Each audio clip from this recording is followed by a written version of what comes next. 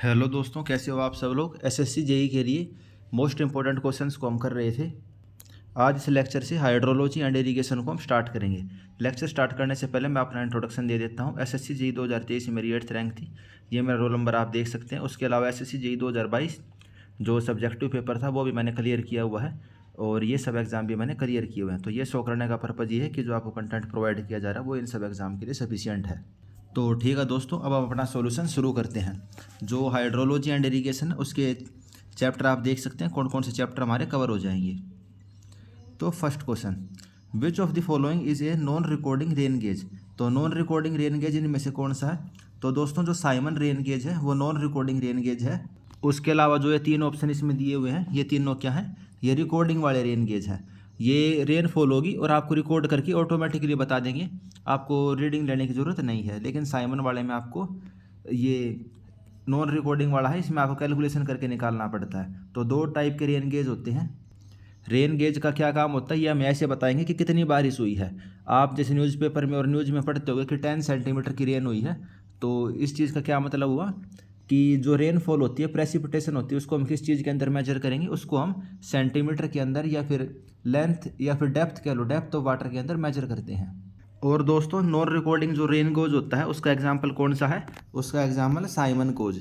और इंडिया के अंदर जब इसको हम यूज करते हैं तो 8:30 बजे सुबह के टाइम हम इसकी रीडिंग को 0 पे सेट कर देते हैं।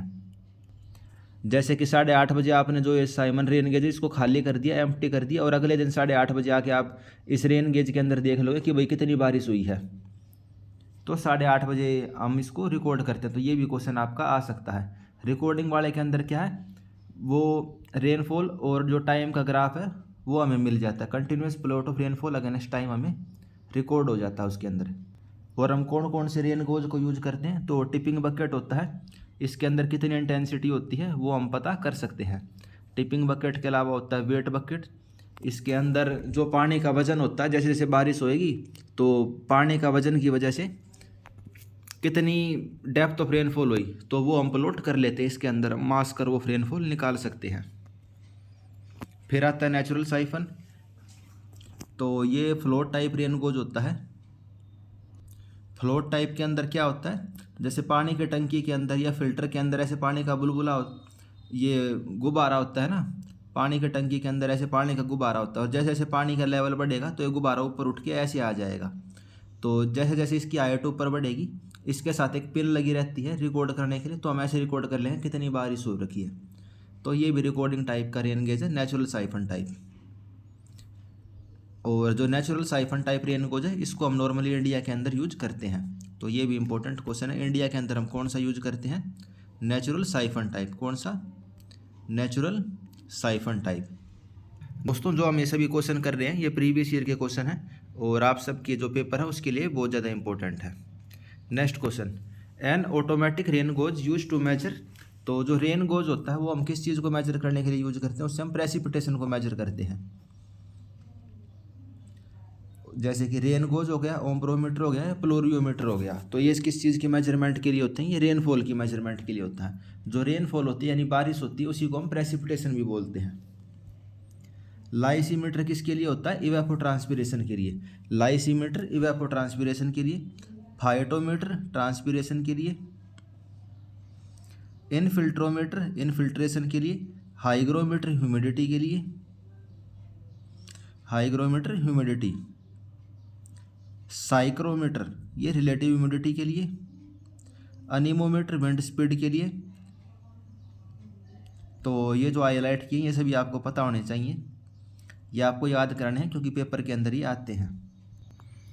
Next question, which of the following method is use to calculate the average precipitation over a catchment area. तो जो कैचमेंट एरिया होता है उसके ऊपर एवरेज प्रेसिपिटेशन कैलकुलेट करने के लिए हम कौन सा मेथड यूज करते हैं। तो दोस्तों जो इसके अंदर मेथड दिए हुए हैं उनमें से हम आइसोआइटल मेथड को यूज करते हैं। एवरेज प्रेसिपिटेशन का क्या मतलब हुआ, ये आपका कैचमेंट है। कैचमेंट तो बहुत बड़ा होगा, मान लो ये 100 किलोमीटर स्क्वायर का, ये कितना है 100 किलोमीटर स्क्वायर का। एक रेन गेज आपने यहाँ लगा दिया। रेन गेज यानी कि ऐसा इंस्ट्रूमेंट जिससे आप रेनफॉल को मेजर कर रहे हो। एक यहाँ है, एक यहाँ है, एक यहाँ है, एक यहाँ है, और इस पूरे का आपको एवरेज निकालना है। तो इसके बहुत सारे मेथड होते हैं एवरेज करने के, या तो इन सभी का एवरेज कर सकते हो, या फिर जो एवरेज एरिया कितना है एक रेन गेज के अंदर, उस एरिया को इसका रेनफॉल से मल्टीप्लाई करके निकाल सकते हो। और एक मेथड क्या होता है, एक मेथड होता है आइसोआइटल मेथड। उसके अंदर क्या होती हैं, लाइन ऑफ इक्वल रेनफॉल वो हम प्लॉट करते हैं। जैसे कि ये 10 सेंटीमीटर की लाइन है, ये किसकी लाइन है, 10 सेंटीमीटर रेनफॉल की, ये 11 सेंटीमीटर रेनफॉल की, ये 11 सेंटीमीटर की, ये 13 सेंटीमीटर की। तो इस टाइप से लाइन हम वो कर लेते हैं ड्रॉ, और इनके बीच में जो एवरेज एरिया होता है उसको इस प्रेसिपिटेशन से मल्टीप्लाई करके हम एवरेज निकालते हैं। तो जो एवरेज डेप्थ ऑफ प्रेसिपिटेशन है वो हम इस मेथड से निकाल सकते हैं। आइसोआइटल मेथड के अंदर क्या होता है, तो आइसोआइटल क्या होती हैं, जो लाइन होती है इक्वल रेनफॉल की, line joining point of equal rainfall, ये क्या होती हैं, आइसोआइटल होती हैं। आइसो यानी कि सेम, हाइटल यानी कि जो बारिश वगैरह हो गई। आप इस तरीके से ग्राफ को प्लॉट कर लेते हो, ये आपका पूरा कैचमेंट है इतना बड़ा, इसके अंदर आपने लाइन प्लॉट कर ली इस टाइप से, भाई यहाँ पे P1 बारिश हुई, यहाँ P2 बारिश हुई, यहाँ P3 सेंटीमीटर की बारिश हुई, और फिर जो एरिया है इस प्रेसिपिटेशन को एरिया से मल्टीप्लाई करके हम एवरेज रेनफॉल निकाल लेते हैं। यहाँ P1 बारिश हुई, यहाँ P2, तो इसके बीच में जो एरिया है, जो ये बीच में एरिया है, तो यहाँ कितनी बारिश होगी, यहाँ होगी आपकी P1 plus P2 divide by 2, यानी इनका एवरेज, और इसको हम एरिया से मल्टीप्लाई कर देंगे, तो यहाँ पे A2 area multiply by A2। तो ऐसे ही ये जितने हैं, यहाँ वाला, यहाँ वाला, यहाँ, तो उन सब को वो करके टोटल एरिया से डिवाइड कर देंगे, आपकी एवरेज रेनफॉल आ जाएगी। आइसोआइटल मेथड आप समझ गए होगे कैसे करते हैं। उसके अलावा अर्थमेटिक मीन मेथड होता है। तो अर्थमेटिक मीन मेथड क्या है, ये तो बिल्कुल सिंपल वाला मेथड है भाई, सभी को आपने ऐड कर दिया जितने भी वहाँ पे स्टेशन थे, और जो टोटल नंबर ऑफ स्टेशन है उससे उसको डिवाइड कर दिया, तो अर्थमेटिक मीन। ये लीस्ट एक्यूरेट मेथड होता है, आपको ये पेपर के अंदर पूछता है लीस्ट एक्यूरेट मेथड कौन सा, अर्थमेटिक मीन मेथड। सबको ऐड करके जो नंबर ऑफ रेन गेज थे उससे डिवाइड कर दिया। फिर आता है थीसन पॉलीगन। फिर कौन सा मेथड आता है, थीसन पॉलीगन। इसके अंदर हम क्या कर लेते हैं, रिप्रेजेंटेटिव एरिया निकालते हैं। हम क्या निकालते हैं इसमें, रिप्रेजेंटेटिव एरिया।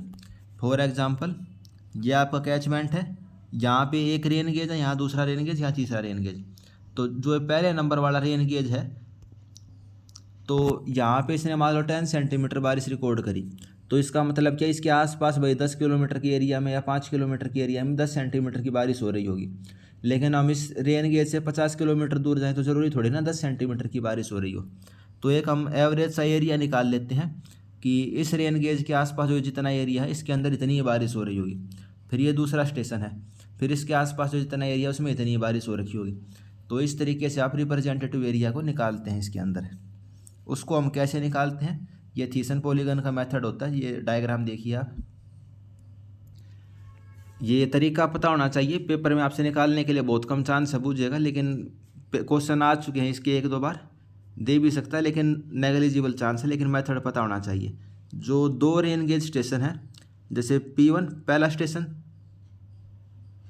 उसके अलावा ये P3 ले लो आप, ठीक है, ये P2।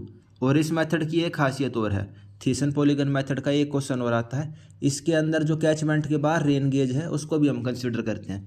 जैसे जो आपको डायग्राम दिख रहा है, इसके अंदर ये वाला स्टेशन बाहर है, ये वाला स्टेशन भी बाहर है, लेकिन हम कैलकुलेशन में इनको भी कंसिडर कर रहे हैं। तो जो कैचमेंट के बाहर वाले स्टेशन हैं उनको भी हम अपनी कैलकुलेशन में कंसिडर करेंगे। और कैसे करते हैं, इस स्टेशन को आपस में ज्वाइन करेंगे और परपेंडिकुलर ऑफसेट लगा देंगे। इस स्टेशन को आपस में ज्वाइन करेंगे, परपेंडिकुलर ऑफसेट लगा देंगे।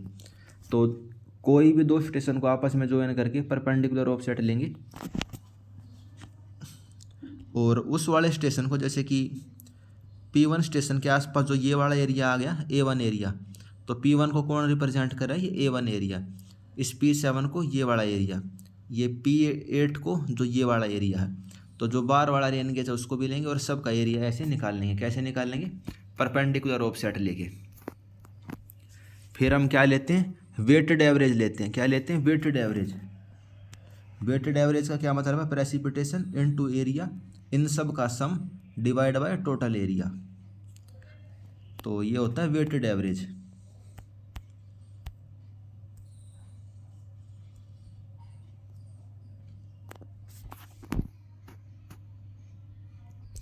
और ये चीज़, ये वाला पॉइंट भी आपको पता होना चाहिए, इंपॉर्टेंट पॉइंट है। This method is more accurate than the arithmetic method and take care of the rain gauge outside the catchment. तो ये वाला मेथड आइसोआइटल और अर्थमेटिक दोनों से ज़्यादा एक्यूरेट है, और जो रेन गेज है कैचमेंट के बाहर है उनको भी ये काउंट करता है। और जो ये पॉलीगन वाला मेथड है प्लेन एरिया के लिए सूटेबल है, लेकिन आइसोआइटल मेथड है प्लेन और हिली एरिया दोनों के लिए सूटेबल है। ये वाला पॉइंट भी इंपॉर्टेंट है। ऐसे ही क्वेश्चन पेपर में आपके आएंगे। 13 number question, for a catchment in Rajasthan the mean monthly temperature is 28 degree Celsius. तो राजस्थान में कोई कैचमेंट है, वहाँ पे 28 डिग्री का तापमान है, एवरेज रेनफॉल 16 सेंटीमीटर है। तो रन ऑफ कितना होगा जून के महीने में खोसला मेथड से। तो जो खोसला मेथड है ये हमें क्या बताता है, ये एवोपरेशन को बताता है। खोसला मेथड से हम क्या निकालेंगे, जो लॉस होता है, लॉस यानी कि भाई टेम्परेचर की वजह से पानी भाप बन के उड़ जाएगा कुछ, तो जो लॉस होता है खोसला मेथड से निकालते हैं, उसका फॉर्मूला होता है 0.48 इंटू टेम्परेचर मीन। जैसे हमारे क्वेश्चन में 28 डिग्री का टेम्परेचर है, तो 0.48 इंटू 28, तो 13 सेंटीमीटर का हमें क्या हो जाएगा लॉस। टोटल बारिश हुई थी 16 सेंटीमीटर, 13 सेंटीमीटर का लॉस हुआ, तो रन ऑफ कितना बचा 2.56। तो करेक्ट आंसर हो जाएगा 2.6 सेंटीमीटर। रन ऑफ तो आप समझते ही होंगे क्या होता है। रन ऑफ क्या होता है, जैसे यह आपका कैचमेंट है, बारिश हुई, बारिश होने के बाद कुछ पानी ज़मीन में चला जाएगा, कुछ पानी एवोपरेट हो जाएगा वापस से। तो जो पानी ज़मीन के ऊपर बह के नदी के अंदर जाएगा उसको हम क्या कहेंगे, उसको हम रन ऑफ बोलते हैं। आई होप ये टर्म आपको ज़्यादातर पहले से ही पता होंगे, क्योंकि हम ये प्रीवियस ईयर के क्वेश्चन कर रहे हैं, तो एज्यूम कर रहे हैं कि आपने थोड़ा बहुत बेसिक तो पढ़ा ही होगा। 14 number question, precipitation in the form of irregular pellets और lump of ice of size more than 8 mm। अगर 8 mm से ज़्यादा साइज़ के बर्फ़ के टुकड़े ज़मीन पर गिरते हैं तो उनको हम क्या बोलते हैं, तो उनको हम हेल बोलते हैं। हेल को हिंदी में हम क्या बोलते हैं, ओला गिरना, ओलावृष्टि या फिर ओले गिरना, तो उसको हम क्या बोलेंगे, हेल। 8 mm से बड़े साइज़ के बर्फ़ के गोले गिरने को क्या कहेंगे, हेल। उसके अलावा ये सब टर्म भी आपको पता होने चाहिए। बारिश क्या होती है, 0.5 mm से 6 mm पार्टिकल साइज की जो बूंदें गिरेंगी उनको हम क्या कहेंगे, रेनफॉल कहेंगे। ड्रीजल क्या होती है, ड्रीजल पता होनी चाहिए आपको। अगर 0.1 सेंटीमीटर पर आवर से कम की बारिश हो रही है, यानी कि इसको हम क्या बोल देते हैं अपने भाषा में, भाई फुहार गिर रही हैं, फुहार कह देते हैं या फुहार ही बोलते हैं इधर तो, नॉर्थ इंडिया साइड तो 0.1 सेंटीमीटर पर आवर से कम की बारिश को क्या कहेंगे, ड्रीजल बोलते हैं। ये कैसी बारिश होती है भाई, आपके कपड़े भी गीले नहीं होंगे एक टाइप से, बस छोटे छोटे हल्के हल्के पार्टिकल गिरते हैं। हेल हमने देख लिया, बर्फ़ के गोले गिरेंगे। स्नो की जो डेंसिटी होती है वो आपको पता होनी चाहिए, 0.1 ग्राम पर सीसी से कम होती है, यानी कि बहुत कम डेंसिटी की अगर बर्फ़ के गोले गिरते हैं तो उसको हम क्या कहेंगे, स्नो कहेंगे। स्नो में और हेल में डिफरेंस आपको क्लियर हो गया होगा। स्नो की डेंसिटी 0.1 ग्राम पर सीसी होती है। ग्लेज क्या होता है, 2023 वाले पेपर में एक क्वेश्चन पूछा था भाई ग्लेज क्या होता है। तो ग्लेज बर्फ़ के वे पार्टिकल होते हैं, मतलब बारिश की वे बूंदें होती हैं जो ज़मीन पर गिरकर बर्फ़ बन जाती हैं। आसमान से जब पानी की बूंदें गिरती हैं तो वो तो लिक्विड होती हैं, पानी होता है वो, लेकिन ज़मीन का टेम्परेचर बहुत कम होता है, तो ज़मीन से जैसे ही वो टकराती हैं तो वे बर्फ़ बन जाती हैं, तो उसको हम क्या कहेंगे, उसको हम ग्लेज कहेंगे। तो इसके अंदर जी आता है, जी का मतलब ग्राउंड, जी का मतलब ग्राउंड, ज़मीन पर टकरा के जो पानी की बूंदें बर्फ़ बन जाएंगे उनको ग्लेज कहेंगे। स्लीट क्या होती है, रेन और स्नो का जो मिक्सचर होता है उसको हम स्लीट बोलते हैं। Next question, the flow of water into the ground through the soil surface. तो सोयल के सरफेस के थ्रू जो पानी का फ्लो ज़मीन के अंदर होता है उसको हम क्या बोलेंगे, उसको हम बोलेंगे इनफिल्ट्रेशन। ये आपकी मिट्टी है, जो पानी की बूंदें पड़ी और यहाँ से तैर के पानी ज़मीन के अंदर चला जाता है, उसको हम क्या बोलेंगे, इनफिल्ट्रेशन, उसको हम क्या बोलेंगे, इनफिल्ट्रेशन। एवोपरेशन तो भाप बन के जो पानी उड़ जाता है। इंटरसेप्शन क्या होता है, इंटरसेप्शन होता है ये पेड़ है, जब पानी की बूंदें आएंगी तो कुछ तो पेड़ के ऊपर गिरेंगी, कुछ ज़मीन पे गिरेंगी। तो जो पानी की बूंदें पेड़ के ऊपर गिरेंगी वे सभी ज़मीन के ऊपर नहीं पहुंच पाएंगी। तो जो पानी ज़मीन पे नहीं पहुंच पाया, जैसे पेड़ हो गया, घर की छत हो गई, वहाँ रुक जाएगा, उसको हम क्या कहेंगे? उसको इंटरसेप्शन कहेंगे। इंटरसेप्शन क्या होता है? Short term retention of rainfall by vegetation. तो ये शॉर्ट टर्म फिनोमिना होता है। शॉर्ट टर्म क्यों होता है? जैसे पेड़ है, पेड़ के ऊपर पानी की बूंदें गिरी तो भाई हल्की फुल्की बारिश होती है तो आप पेड़ के नीचे खड़े हो जाते हो, तो बारिश नहीं लगती ना आपको। लेकिन अगर ज़्यादा बारिश हुई तो क्या हुई? पहले पानी की बूंदें पेड़ के ऊपर गिरेंगी, फिर पत्तों से टहनियों से तैरती तैरती वे वापस ज़मीन पे गिर जाएंगी। ठीक है। तो पेड़ ये थोड़ी ना, पेड़ के ऊपर बाल्टियाँ लगी हुई हैं, टंकी लगी हुई है, पेड़ ने उस सारे पानी को अपने पास रख लिया। तो पानी की बूंदें हैं पत्तों के ऊपर गिरती गिरती ज़मीन के ऊपर आ जाती हैं। भाई थोड़ा टाइम लेंगे, भाई 15 मिनट का, 20 मिनट का, तो शॉर्ट टर्म का फिनोमिना है। वेजिटेशन यानी कि पेड़ पौधे हो गए, फसल वगैरह हो गई, तो उसके ऊपर जो पानी रुक जाता है वो इंटरसेप्शन। इनफिल्ट्रेशन हमने देख लिया कि मिट्टी के थ्रू जो पानी ज़मीन में चला जाएगा वो इनफिल्ट्रेशन। इवापोट्रांसपिरेशन क्या होता है? Evaporation of water from soil and water bodies plus transpiration. तो ट्रांसपिरेशन, इवापोट्रांसपिरेशन क्या होता है? एक तो इवापोरेशन, भाई ज़मीन पे जो पानी है वो भाप बन के उड़ जाएगा। Evaporation plus transpiration. ट्रांसपिरेशन मतलब पेड़ पौधों के जो पत्ते हैं वहाँ से पानी जो भाप बन के उड़ेगा उसको हम क्या बोलते हैं? उसको हम ट्रांसपिरेशन बोलते हैं। ट्रांसपिरेशन क्या होता है? Loss of moisture from plant, यानी कि पेड़ पौधों के जो पत्ते होते हैं वहाँ से पानी भाप बन के जो उड़ेगा उसको हम क्या कहेंगे? ट्रांसपिरेशन। तो इवापोट्रांसपिरेशन, इन दोनों को अगर कंबाइन फिनोमेना है तो इसको इवापोट्रांसपिरेशन कहेंगे। Next question, in Symon rain gauge the rim of the collector is set in a horizontal plane at a height of dash above the ground level. जो साइमन रेन गेज होता है, SYMON, उसके अंदर जो हमारा collector होता है, जो हमारा बर्तन होता है, वो ज़मीन से कितनी हाइट के ऊपर रहता है? तो वो रहता है 30.5 सेंटीमीटर। जो इसका ये टॉप वाला लेवल है ये यहाँ से ज़मीन से कितना रहेगा? 30.5 सेंटीमीटर। इसका डाया होता है 12.7 और हाइट होती है 30.9। ये दोनों पॉइंट आपको याद रखने हैं। Next question, rainfall hyetograph show the variation of. तो जो हाइटोग्राफ होता है वो किस चीज़ का वेरिएशन शो करता है? तो वो वेरिएशन शो करेगा rainfall intensity versus time. Rainfall hyetograph, rainfall hyetograph क्या शो करेगा? रेनफॉल की इंटेंसिटी, बारिश की इंटेंसिटी हम किसके अंदर मेजर करते हैं? ये हम मेजर करेंगे सेंटीमीटर पर आवर में। भाई 2 सेंटीमीटर की बारिश हुई पर घंटे या 3 सेंटीमीटर की बारिश हुई पर आवर, इस तरीके से हम रेनफॉल की इंटेंसिटी को मेजर करते हैं। पेपर में ये वाला क्वेश्चन भी आता है, भाई रेनफॉल इंटेंसिटी किस चीज़ में मेजर करेंगे? तो ये हम सेंटीमीटर पर आवर में मेजर करेंगे। और इसका जो ग्राफ होता है टाइम के साथ उसको हम क्या बोलते हैं? उसको हम बोलते हैं हाइटोग्राफ। उसको हम क्या बोलेंगे? हाइटोग्राफ। और अगर आपने इसका एरिया निकाल लिया, इस ग्राफ का जो एरिया निकाल लिया, तो वो किस चीज़ के बराबर होता है? वो होता है टोटल रेनफॉल के। वो किसके बराबर होगा? टोटल रेनफॉल के। क्योंकि centimetre per hour multiply by our क्या बचा? सेंटीमीटर बचा, तो वो किसके बराबर होगा? टोटल रेनफॉल के। हाइटोग्राफ क्या होता है? Intensity of rainfall versus time का ग्राफ। मास कर्व क्या होता है रेनफॉल का? ये होता है एक्यूमुलेटेड प्रेसिपिटेशन वर्सेस टाइम का ग्राफ। मास कर्व जैसे नाम से ही पता चल रहा है, अब तक जितनी बारिश हुई है। एक्यूमुलेटेड प्रेसिपिटेशन का मतलब है अब तक कितनी बारिश हुई है वर्सेस टाइम। जैसे कि यह आपके टाइम है, तो सुबह बारिश हुई, ग्राफ ऊपर उठेगा ऊपर उठेगा, फिर मान लो बारिश रुक गई तो ऐसे रहेगा, फिर बारिश हुई ऐसे बढ़ने लगेगा, ऐसे, तो ऐसे चलेगा ये मास कर्व। यानी कि जो बारिश अब इस टाइम से पहले कितनी बारिश हुई है उस चीज़ का ग्राफ हम बढ़ाते चलेंगे, वो हो गया मास कर्व हमारा। Next question, the areal characteristic of a rain storm are represented bye.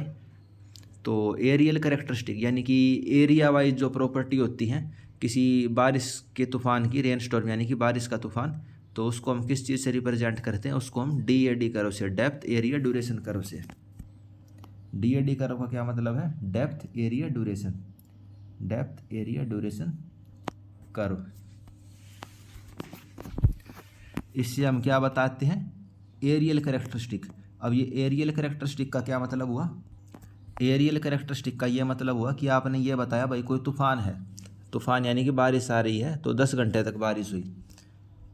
आपका शहर 100 किलोमीटर स्क्वायर का है, लेकिन इसके अंदर जो 10 किलोमीटर स्क्वायर का एरिया है वहाँ हुई होगी 20 सेंटीमीटर बारिश, और 20 किलोमीटर स्क्वायर का जो एरिया है वहाँ हुई होगी 10 सेंटीमीटर की बारिश। तो जो ये रिलेशनशिप है भाई, कितने किलोमीटर एरिया में कितने सेंटीमीटर बारिश हुई है, कितने डेप्थ हुई और कितने टाइम के लिए हुई है। अब हो सकता है 10 सेंटीमीटर की बारिश हुई हो 6 घंटे के लिए, और ये 20 सेंटीमीटर की बारिश हो गई हो 4 घंटे के अंदर ही। तो जो ये सारी की सारी प्रॉपर्टी है भाई, कितने किलोमीटर एरिया में कितनी बारिश हुई है, कितने टाइम के लिए हुई है, तो हम कैसे रिप्रेजेंट करेंगे, डेप्थ एरिया ड्यूरेशन करो से। इसकी प्रॉपर्टी क्या होंगी, इसमें प्रॉपर्टी यह होंगी कि भाई जो मैक्सिमम बारिश है भाई 20 सेंटीमीटर की 30 सेंटीमीटर की, जो यानी कि ज़्यादा बारिश है वो कम एरिया में होगी, और ज़्यादातर एरिया में कम वाली बारिश हो रखी होगी। और गिवन ड्यूरेशन का जो रेनफॉल है उसके लिए average depth decrease with the area in the exponential function given by P is equal to P nought A की पावर माइनस ए के ए की पावर एन। तो इसको तो रहने दो आप, बस आपको ये याद रखना है, जो एवरेज डेप्थ है एरिया इंक्रीज होता जाएगा तो एवरेज डेप्थ हमारी कम होती जाएगी। यानी कि अगर कोई छोटा मोटा गांव है तो हो सकता है उस गांव के अंदर 100 सेंटीमीटर की बारिश हो रखी होगी, यानी कि एवरेज कोई छोटे मोटे एरिया के लिए देखेंगे हम तो एवरेज हमारा ज़्यादा मिल जाएगा। लेकिन अगर हमें ये देखेंगे भाई पूरे के पूरे ज़िले में राज्य में कितनी बारिश हुई है, तो पता चलेगा एवरेज हमारी 10 सेंटीमीटर की बारिश हुई है। तो इस चीज़ के बारे में ये बता रखा है कि भाई कोई छोटा मोटा एरिया हो सकता है वहाँ ज़्यादा बारिश हो रखी हो, लेकिन जो अगर हम एवरेज लेंगे पूरे बड़े एरिया का तो जो डेप्थ है एवरेज वो कम पाएगी। तो वो तो हम लॉजिकली वैसे भी सोच सकते हैं। और इस टाइप से कुछ ग्राफ बनता है, इस ग्राफ को आप समझ भी सकते हो, जैसे कि इसके अंदर आपको दिख रहा है जैसे जैसे एरिया बढ़ रहा है, पहले 10 किलोमीटर का एरिया था, फिर 100 का, फिर 1000 का, फिर 5000 का। तो जो टाइम पीरियड है वो कम होता जा रहा है, टाइम पीरियड क्या है, कम होता जा रहा है भाई। 10 किलोमीटर का जो एरिया है यानी कि छोटे मोटे एरिया में तो बारिश हो सकती है काफ़ी लंबे टाइम तक, लेकिन जो बड़ा एरिया है उसमें जो टाइम है वो भी कम हो गया, और जो एवरेज डेप्थ है वो भी कम होती जा रही है। जैसे इसमें देख सकते हो आप, जो ये डेप्थ है ये भी कम होती जा रही है भाई। 10 सेंटीमीटर की मतलब 20 सेंटीमीटर की बारिश हुई, लेकिन इसमें ये डेप्थ देखिए आपकी 12 के आसपास आ गई। तो कुल मिला के यही है डेप्थ एरिया ड्यूरेशन, इसके अंदर हमें पता चलता है। उसके अलावा एक होता है डबल मास कर्व। डबल मास कर्व से हम क्या चेक करते हैं, जो इनकन्सिस्टेंसी ऑफ रिकॉर्ड है वो हम डबल मास कर्व से चेक करते हैं। तो ये वाला क्वेश्चन भी पहले कई बार आ चुका है। डबल मास कर्व से हम क्या चेक करते हैं, इनकन्सिस्टेंसी ऑफ रिकॉर्ड को हम चेक करते हैं।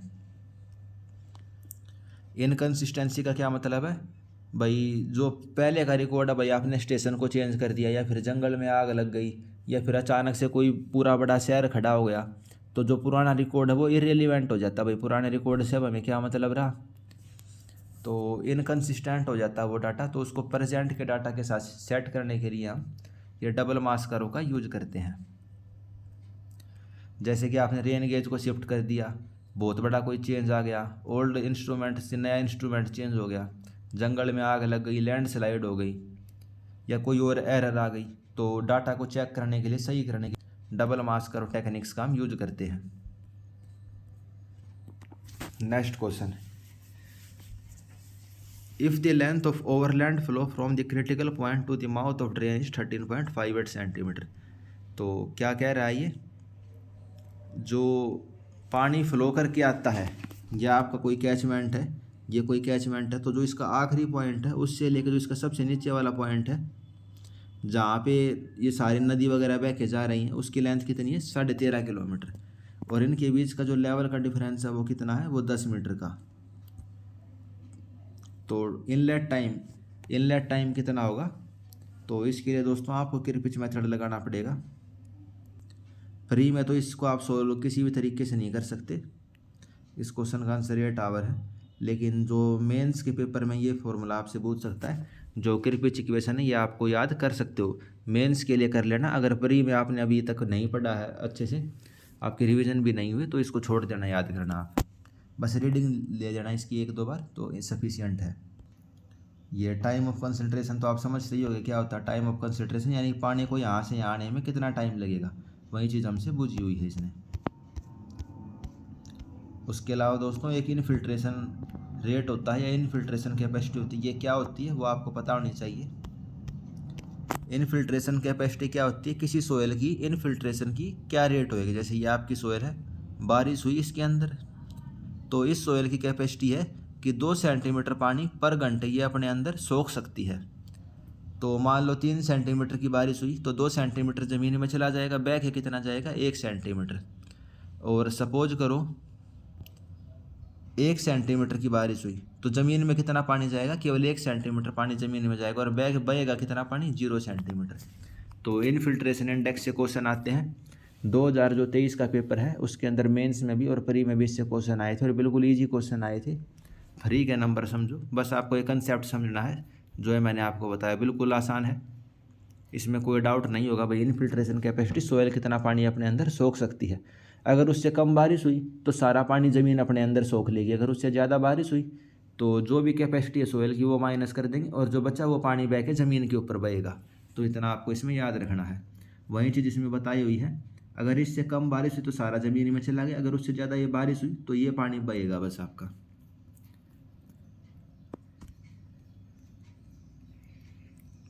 Next question, What is the rainfall intensity according to the formula given by the British Ministry of Health? तो जो रेनफॉल की इंटेंसिटी है mm/आवर के अंदर ब्रिटिश मिनिस्ट्री ऑफ हेल्थ ने कोई फार्मूला दिया था, उसके हिसाब से कितनी होगी। अगर टाइम ऑफ कंसंट्रेशन आपका 540 सेकंड है। तो दोस्तों जो ब्रिटिश मिनिस्ट्री ऑफ हेल्थ है उसने हमें 2 फार्मूले दिए हैं। अगर 5 से 20 मिनट की स्टॉर्म ड्यूरेशन है, यानी कि जो बारिश है 5 से 20 मिनट के टाइम के अंदर हो रही है, तो जो इंटेंसिटी है वो कितनी होगी 760 अपॉन टाइम प्लस 10। अगर 20 से 100 मिनट की बारिश है तो इंटेंसिटी कितनी होगी 1020 अपॉन टी प्लस 10। तो ये फॉर्मूले आप देख लेना, आने के पेपर में चांस कम है लेकिन प्रीवियस ईयर में पूछा गया है क्वेश्चन, तो पेपर में आपसे पूछ सकता है और प्री में भी आ सकता है क्योंकि सिंपल कैलकुलेशन है। 760 डिवाइड बाई 19 तो 40 mm/आवर, तो कैलकुलेशन में दिक्कत आपको नहीं आने वाली। टाइम ऑफ कंसंट्रेशन क्या होता है ये मैंने आपको बता ही दिया कि जो सबसे दूर वाला पॉइंट है और जो कैचमेंट का एग्जिट है, यानी कि नदी का सबसे नीचे वाला पॉइंट है, वहाँ तक पानी को बह के आने में कितना टाइम लगेगा वो होगा time of concentration. Next question, select the correct option with regard to the following 2 statement pertaining to the hydrograph of storm in a catchment. तो कोई हाइड्रोग्राफ है वो हमने बनाया है किसी कैचमेंट के लिए।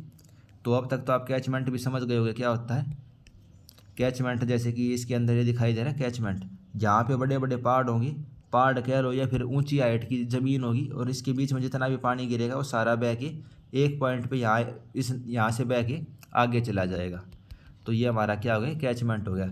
जैसे गंगा जी का कैचमेंट, नर्मदा जी का कैचमेंट, इस टाइप से।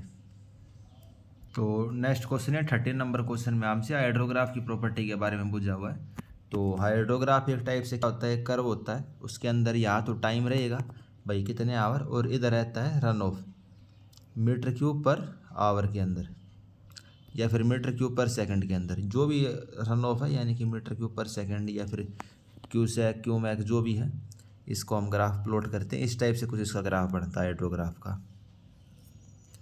भाई जैसे जैसे बारिश हुई तो रन ऑफ बढ़ेगा, और जब बारिश बंद हो गई तो रन ऑफ कम हो जाएगा और नदी हमारी या तो सूख जाएगी, अगर बेस फ्लो कुछ उसके अंदर होगा तो कुछ पानी पहले से था और कुछ पानी बाद में भी उसमें चलता रहेगा।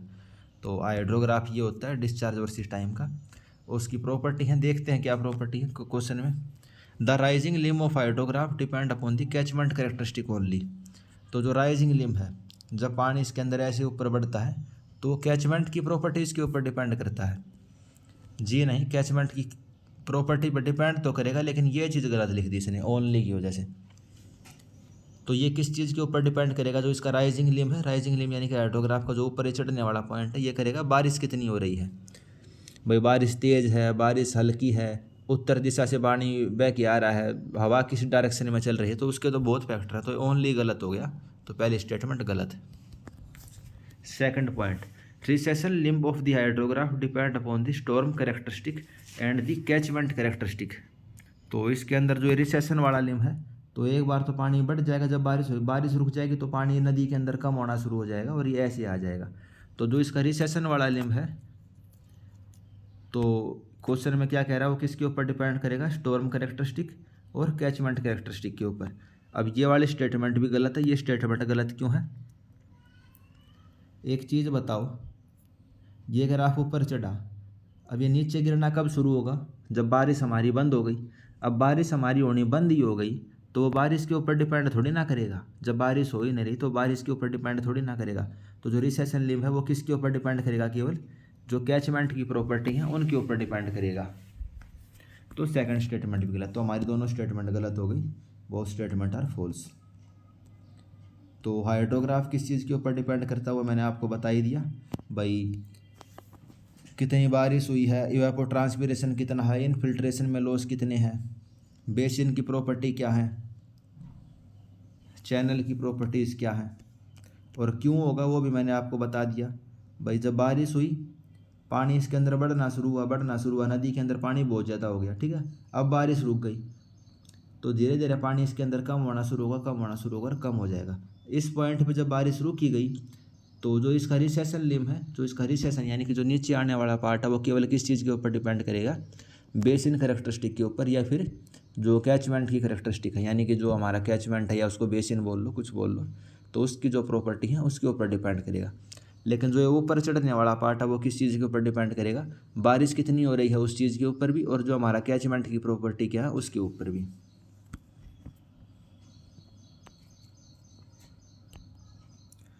और बारिश बंद होने के बाद भी पानी कैसे आ रहा है वो आप समझ गए होंगे। अगर नहीं समझ पा रहे तो मैं आपको बता देता हूँ। ये आपका कैचमेंट है, ये इसके अंदर से नदी बह के जा रही है, ठीक है। तो बारिश हो के ख़त्म हो गई, बारिश हुई फिनिश। तो जब बारिश यहाँ होके ख़त्म हुई तो इस पानी को चल के यहाँ पे आने में मान लो 10 घंटे लग गए। तो इस वजह से इसका ग्राफ धीरे धीरे ऐसे नीचे होता है, अचानक से नीचे नहीं होगा, क्योंकि इस पानी को यहाँ से चल के आने में, यहाँ पे आने में टाइम भी लगेगा। और बेसिन की प्रॉपर्टी पे कैसे डिपेंड करता है? अगर इसके अंदर ढेर सारे ऐसे चैनल्स हैं तो तुरंत इन चैनल्स के थ्रू पानी इसमें आएगा बड़ी वाली नदी में, और बड़ी वाली नदी से सीधा पानी बाहर चला जाएगा। लेकिन अगर ये इसके अंदर कम है तो पानी धीरे धीरे बह के आ पाएगा। इसकी हाइट का डिफरेंस कितना है, चैनल की डेंसिटी कितनी है, तो इन सब चीज़ों के ऊपर ये डिपेंड करता है। Next question, which of the following statement is true for the linear reservoir? तो जो लीनियर रिजर्वोयर होता है उसके लिए इनमें से कौन सी स्टेटमेंट सही है? तो दोस्तों लीनियर रिजर्वोयर के लिए जो स्टोरेज होती है वो डायरेक्टली प्रोपोर्शनल होती है आउटफ्लो डिस्चार्ज के।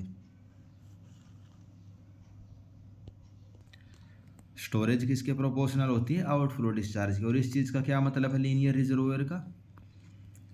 तो पहले तो रिजर्वोयर समझो आप क्या होता है। रिजर्वोयर होता है डैम वगैरह। एक तो डैम हो गया आपने यहाँ पे बांध बना दिया यानी कि डैम बना दिया। अब इसके पीछे पानी इकट्ठा होना शुरू हो जाएगा, तो इस जो पानी इकट्ठा होता है इसको हम क्या बोलते हैं? इसको बोलते हैं हम रिजर्वोयर। इसको हम क्या बोलेंगे? रिजर्वोयर बोलेंगे। और जो लीनियर रिजर्वोयर होता है उसकी ये प्रॉपर्टी होती है कि जो उसके अंदर पानी स्टोर होता है वो किस चीज़ के लीनियरली प्रोपोर्शनल होता है? आउटफ्लो डिस्चार्ज की। Storage very linearly with the outflow discharge. तो ये इंपॉर्टेंट स्टेटमेंट, आपको ये वाली स्टेटमेंट एग्जैक्ट ऐसी की ऐसी याद कर लेनी है, इसमें समझाने का नहीं है। जो लीनियर रिजर्वोयर है उसकी जो स्टोरेज होती है वो आउटफ्लो डिस्चार्ज के लीनियरली प्रोपोर्शनल होती है।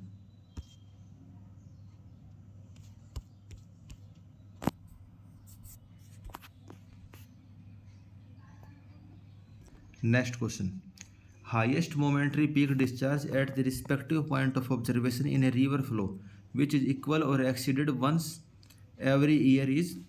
तो किसी नदी के अंदर जो हाईएस्ट मोमेंटरी पीक डिस्चार्ज होता है उसको हम क्या बोलते हैं? उसको हम एनुअल फ्लड बोलते हैं। क्या बोलते हैं? Annual flood. फ्लड यानी कि बाढ़ आना, उसकी जो इंग्लिश में डेफिनेशन बनेगी वो आप ये देख सकते हो। वही पीक डिस्चार्ज आएगा उसमें अचानक से नदी के अंदर, और साल में लगभग एक बार तो वो आ ही जाता है, तो उसको हम क्या कहेंगे? एनुअल फ्लड, यानी कि हर साल आने वाली बाढ़। एनुअल फ्लड क्या होती है? Highest momentary peak discharge in the river. Base flood क्या होती है? It has a 1% chance of occurring in A given year, तो उसको हम क्या कहेंगे? बेस फ्लड कहेंगे। तो इसको हम 100 ईयर फ्लड से भी कह देते हैं, 100 ईयर फ्लड या फिर बेस फ्लड, ये एक ही चीज़ है। अवलजन क्या होता है?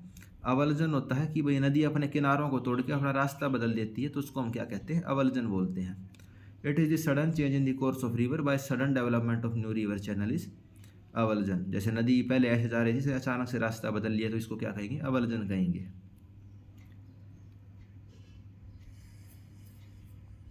Next question, English formula for the calculation of peak discharge calculation is applicable to.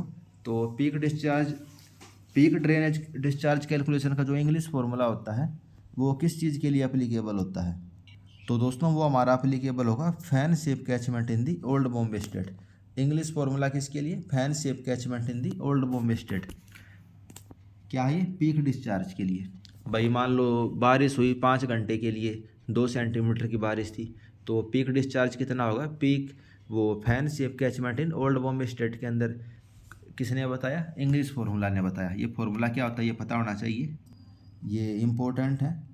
अब की बार 2023 में 2-3 क्वेश्चन इस वाले फार्मूले से आए हुए थे। तो एम्पेरिकल फार्मूला क्या होते हैं? भाई कितना डिस्चार्ज आएगा उसका हमें रिलेशनशिप दे देते हैं ये।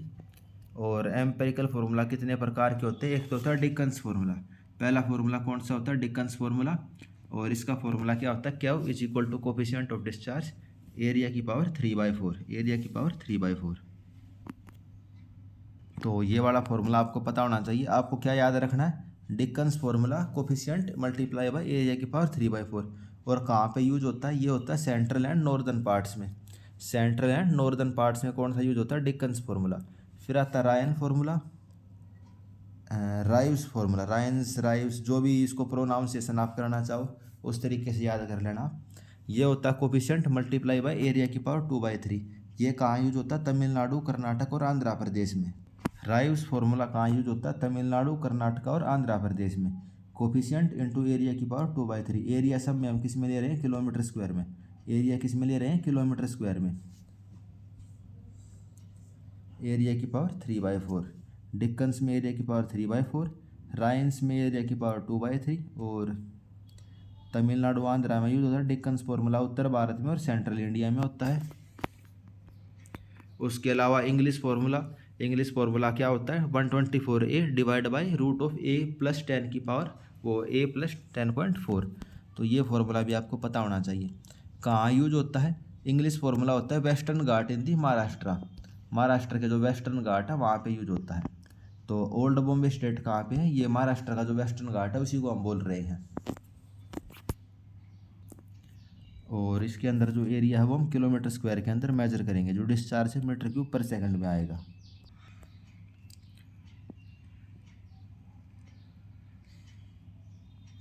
तो ये सब जो इसके अंदर पॉइंट है ये भी आप देख सकते हो कि भाई जैसे कि peak normal decrease as the area of the basin increase. अगर किसी बेसिन का एरिया इंक्रीज हो जाएगा तो जो पीक होता है, मोमेंटरी पीक होता है, वो कम हो जाएगा।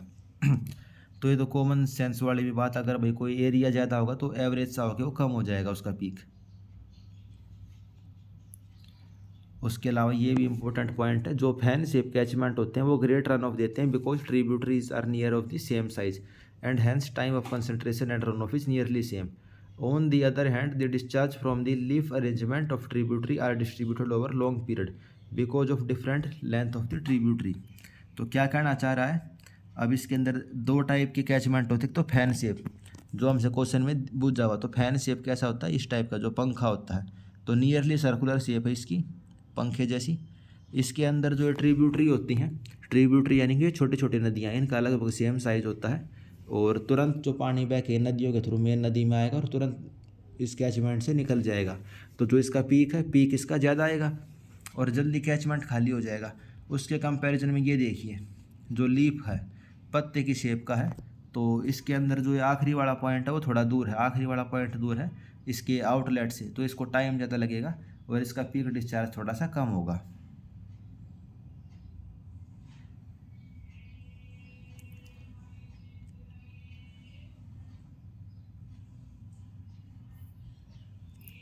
और जो इंग्लिश फार्मूला है fan shape catchment in the old Bombay state में, इसको हम अप्लाई कर सकते हैं, जो कि हमने यहाँ भी देखा। तो एक क्वेश्चन ये और देख लेते हैं। Clay is an example. तो क्ले किस चीज़ का एग्जाम्पल है? एक्विक्लूड का। Clay is an example of aquiclude. Aquiclude का क्या मतलब? इसको आप ऐसे याद रखिए, आखिरी में क्या है? इंक्लूड। इंक्लूड यानी कि इसके अंदर पानी है लेकिन ये दे नहीं पाएगा पानी। तो हाईली पोरस है लेकिन परमिएबल नहीं है, यानी कि इसके अंदर पानी तो है, पोरस तो है ये, लेकिन पानी हमें दे नहीं पाएगा। तो इसका एग्जाम्पल होता है क्ले। तो क्ले किसका एग्जाम्पल है? एक्विक्लूड का।